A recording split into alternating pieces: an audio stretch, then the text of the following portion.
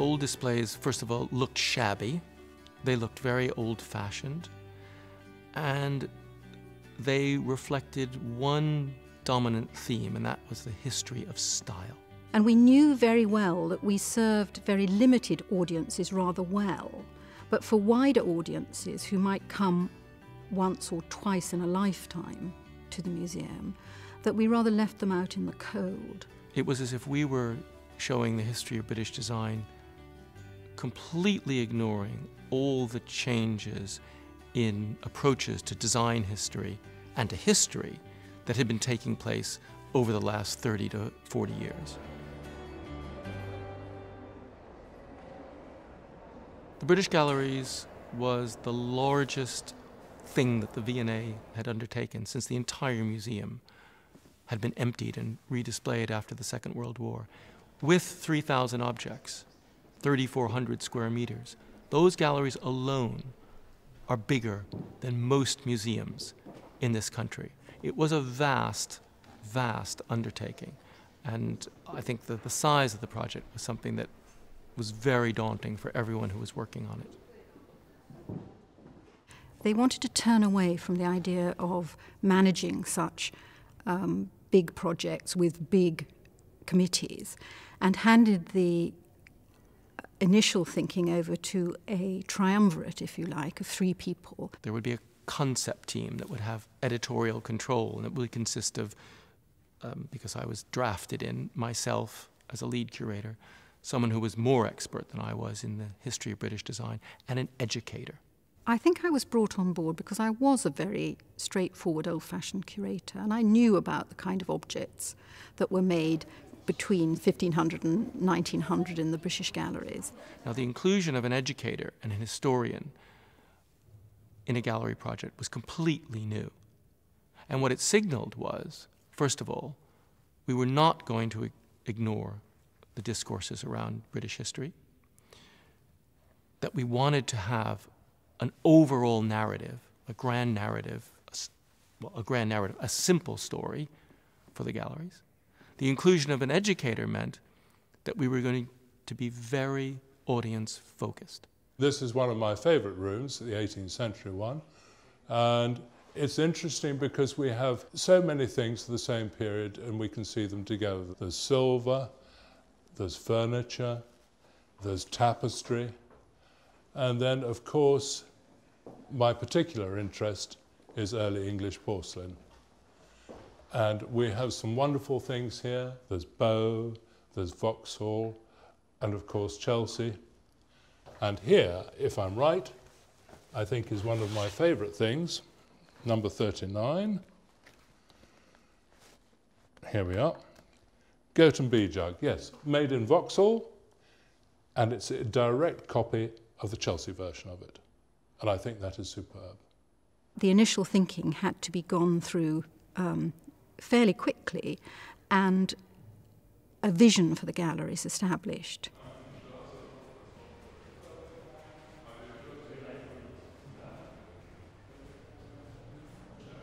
We said that there would be different things for different visitors, and often at different times, in the galleries. So that the activity areas weren't for all visitors, but some visitors would find them very meaningful. Trying to make it perfect. Having objects displayed at low level, obviously aimed at children, was not something for all visitors, but children might find that very meaningful. Writing labels in a way that you could visually scan them very quickly wasn't necessary for all visitors, but it would be for a parent whose job is to interpret what they're seeing or answer the question, what is that thing? So this idea of having different strategies and different approaches for different kinds of visitors was absolutely essential to the gallery. And we even, when it came to things like interpretive devices, frequently looked at a ground plan of the gallery and physically plotted how often something occurred. How often were the needs of specialist visitors addressed? How often were the needs of children addressed? And we made sure that this was evenly spread. This is wicked.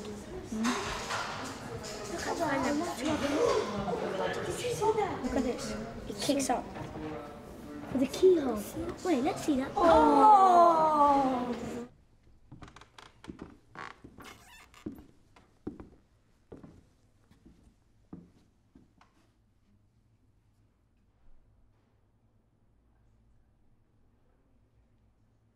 I think in the course of it, I learnt a great deal about the different ways in which people learn. And I learnt fairly early on that the fact that I liked or disliked one form of interpretation did not mean that it was good or bad in the gallery. The interactive devices that we have in the gallery, whether they be low-tech handling objects or high-tech films, are about getting people to make connections, or getting them to look at the objects that we have on display. So for an example, if a visitor can touch cut glass or etched glass, they get a real sense of the materiality. And that's very important for people, because the museum case is a real boundary, it's a real barrier for many visitors. Some people are very used to looking at cases and they don't mind so much, but a lot of our visitors find it very off-putting, and that's why we try to give them things that they can touch. Most of the surprises that came at the late stage of the project were moments of great enjoyment. For instance, when we were working on the Norfolk House Music Room, which is one of the most complex objects in the gallery, in fact, perhaps the most complex object, we'd been biting our nails about how we might light that room. Not at all sure that the original wall lights, if we put fake candles in them, would give sufficient light. And when it was very first re-erected, we did a trial with sort of Neptune-like tridents of lights round it, and realised that, with a great sigh of relief, that it was just going to look wonderful. Many of our visitors want to participate in something. They want an activity. They want to do something. So in the British Galleries, for example, we have activity areas where people can put together a chair, where they can draw, where they can try on a piece of armor. And what's interesting is some people, some of our more snobbish visitors, will refer to those areas as the children's areas. Yeah, I know it does. I must have been using this for a while.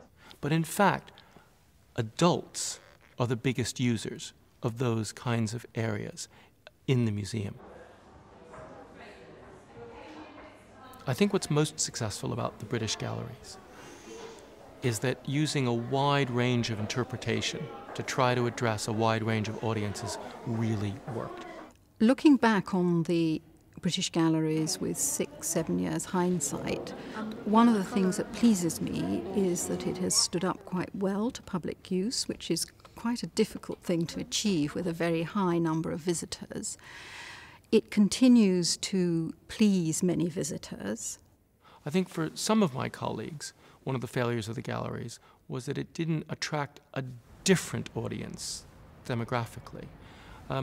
We didn't anticipate that it would change the profile of the V&A visitor. I mean, we know for a fact that if you do fashion exhibitions or contemporary design exhibitions, you get a much younger audience. If you do things to do with history, you get an older audience, which is predominantly female. And that's remained the case. We have learned lessons from it, and our next project, which will be the new medieval and Renaissance galleries, we will be carrying over a number of those lessons into the new galleries. The British Galleries was obviously a critical success, and we were very happy about that here in the museum collectively. But what I was most happy about was that it actually changed the culture of doing galleries in the V&A, so that all subsequent gallery projects in the museum have taken on board issues of audience in a very dramatic way. That the baseline, the place from where we start in the museum when doing a gallery, became the British Galleries. Not that subsequent galleries should be like the British Galleries, but that they should start from a very different place. you.